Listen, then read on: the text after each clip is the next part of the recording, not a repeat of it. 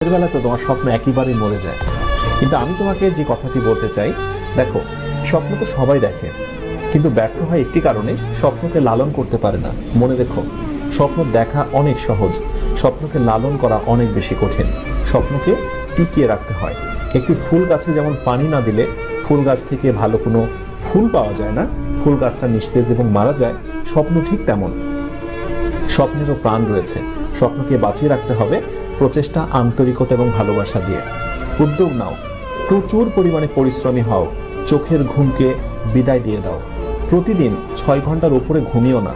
খুব কাজ ছাড়া অকাজে গোসিপিং করো না। নিজেকে নিয়ে একটু সময় দাও। ফাঁকা সময় পেলে একটু নিজেকে সময় দাও।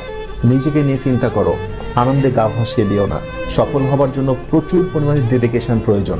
মনে রেখো, যারা সাফল্যের একেবারে উচ্চ অবস্থানে অবস্থান করছে অথবা